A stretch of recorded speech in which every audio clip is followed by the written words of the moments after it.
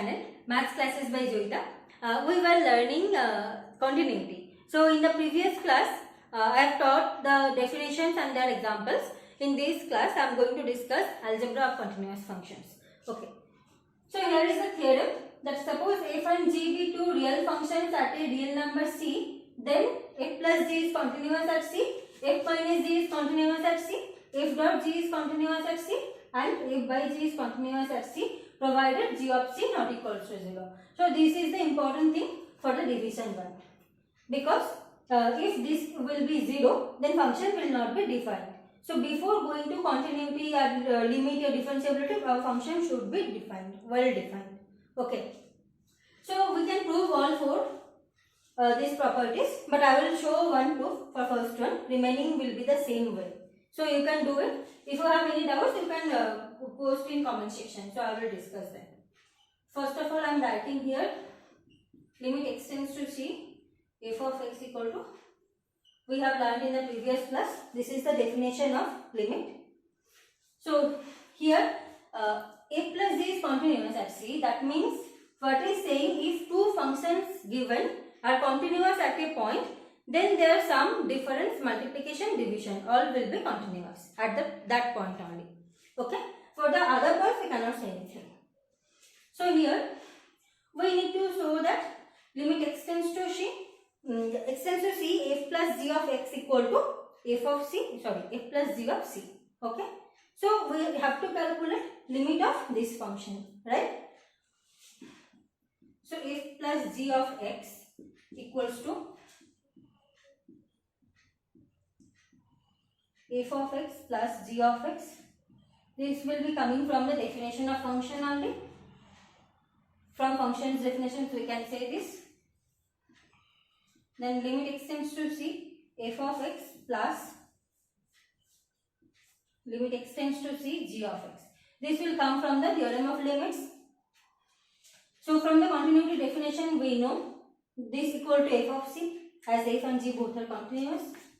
So this equal to f of c and this equals to g of c. So this means f plus g of c. So function is continuous at x equal to c. Similarly, we will prove these things.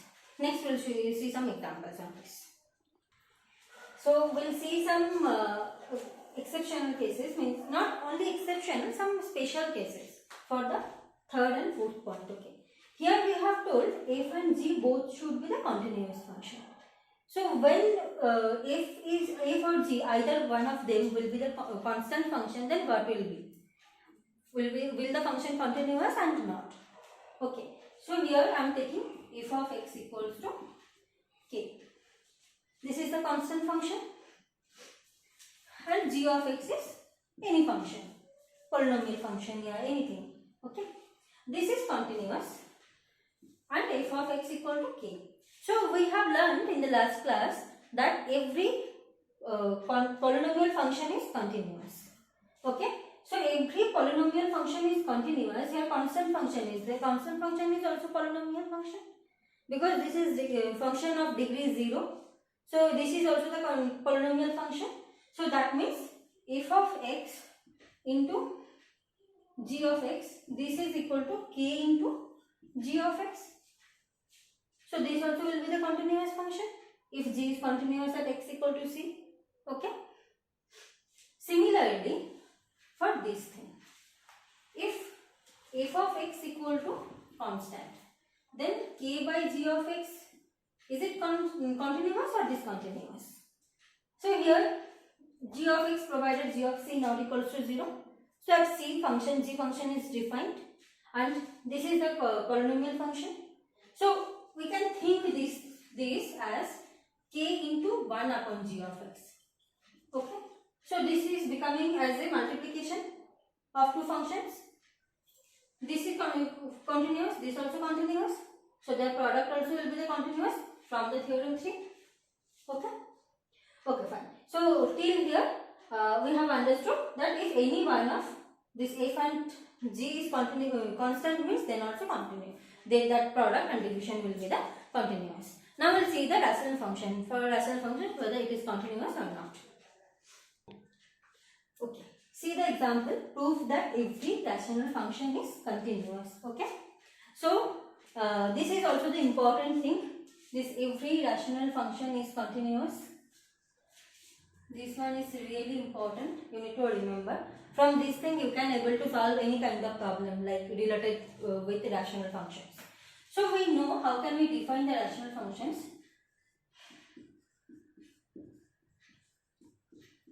This is the definition of rational functions. So here we have to prove that every rational function is continuous. That means that G and H, in the previous theorem we have seen the division between two continuous functions is continuous. So here G of x and H of x. If G of x and H of x both are continuous,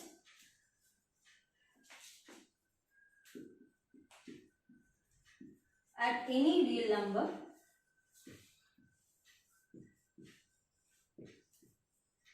provided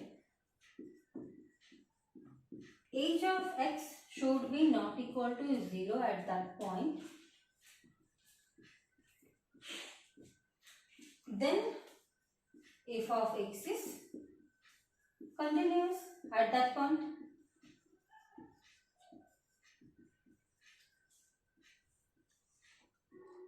That's it. So here nothing to prove. If given functions are continuous, they both are, then the rational function is basically the division between two functions. Okay. Next we will see the sine function, whether sine function is continuous or not. So from in the two ways we can do the proof. Okay, sine functions means I am taking f of x equal to sine x. We need to prove whether sine x is continuous or not. Okay. So I am taking any point x equal to c. We need to check whether it's continuous at x equal to c or not. Okay. We know limit x tends to 0, sin x is equals to 0. From graph we can say directly this is the graph of sine function. So from right hand side it will come to 0. From left hand side also it's coming to 0. So this limiting value is 0. Sin x is equal to 0. Now limit x tends to c, sin x equals to limit h tends to 0, sin of c plus h. From where we will get this thing? X tends to c is there, no? So we can take x minus c equals to h. As x was tending to c, so h will be tending to 0. And from here x equal to c plus h. Thus in place of x I have substituted c plus h. So limit x tends to 0. We will use the sine property, sine function formula. Sine of a plus b. The formula is sin a cos b plus cos a sin b. Okay. We will break these limits. We have learned in previous theorem. Sin c cos h plus cos c sin h. Okay. So here h tends to 0. So h tends to 0. That means we will put h equals to 0. So we know cos 0 value is 1. So it will become sin c. And from this thing we have seen sin limit x tends to 0, sin x is equal to 0. So limit x tends to 0, sin h equals to 0. This is 0. So this value sin c. So what we have got? Limit x tends to c, sin x equals to sin c. So is it our definition of continuous function or not? This is the definition of our continuous function. So we can say sin x function is continuous. Sin x is continuous at x equal to c. This is the one way to prove. And another way, what we can say, that is there is nothing to do. Just need to remember one statement. Every polynomial function is continuous. We are using this statement again and again because this is the most important statement. Every polynomial function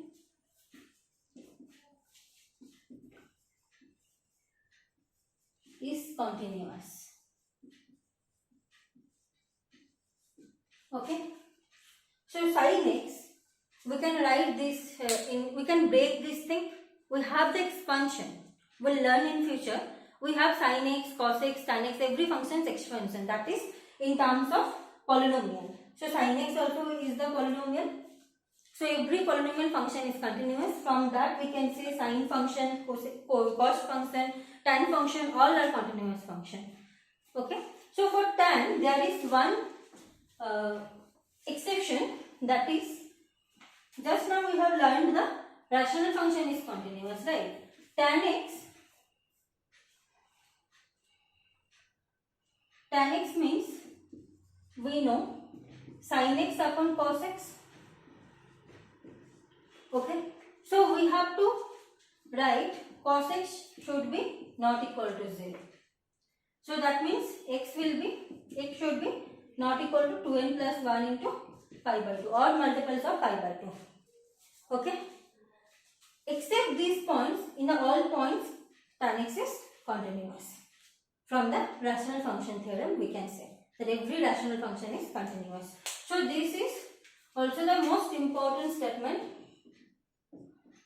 This statement, every polynomial function is continuous function. Next we will see the composite function. Okay, so we will learn now composite function. Before going to this theorem, I want to explain what is composite function. Okay. So suppose f and g, two functions given, which are the real functions and continuous. Then composite function, that is, define something as if composed of g. This is means composed. Okay, if composed of g. That means if is operating on g. This O wala symbol we can say operating. We can use for this as operating. If of g of x. Okay. So this is basically whatever will be the g of x, if will be operate on that function. This is the composite function. Condition is range of g of x is subset of domain of f of x. Okay, this is what g of x. If we can say g of x as 1, we know this is the function's symbol, basically y equal to x or y equal to f of x, y equal to g of x. So here x is domain, this is codomain or range. Okay, so range means this one, that is range of this function should be the subset of f of x. That means range of g function of g of x should be there inside of domain of f of x. Means that is the smaller than domain of f of x. Basically, we all know the concept of subsets. I already have made video on subsets. You can check that video also. So here range. So this is the main condition. Means this is the most important condition. Domain of f of x should be domain of range of g of x should be the subset of domain of f of x. Now coming to this theorem, suppose f and g are real valued functions such that f compose g is defined at c. If g is continuous at c and f is continuous at g of c. Because of this reason, here is given f is continuous at g of c. Then f compose g is continuous at c. So similarly, we can prove like previous theorem we were proving. In the same manner, we can prove this thing also. We have to prove limit extends to c if composed g of x. Okay. This is limit extends to c f of g of x from the definition of composite function. So f of as given is g is continuous at c. That means we can interchange the limit. F of limit extends to c g of x. This is continuous. So f of g of c. That means what? F composed g of c from the definition we can say this is the continuous function and this is continuous at x equal to c. So remember this theorem, if should be if g should be continuous provided in question, then only we can proceed for composite function. If g is not continuous, we cannot say if compose g will be continuous or not. Okay, we can see one example also. Suppose f of x equal to sine of x square. Okay, this sine of x square means, see here two functions are included. One is the sine x function, another is the x square function. Okay, so we can take this g of x equal to sine x, h of x equal to x square. Okay, so g composed h will be what? G of g that's right. H composed g basically. H composed g will be what? H of x square. Because we are having x square as an angle. Okay. So H function is what? Sin x. So here in place of x, what is the function is x square. So it will be sin of x square. So this is equal to H composed g, composite function. We know, we have learned previously, sin x is continuous, x square, this is the polynomial function, this also continuous. So the composite function will be the continuous function.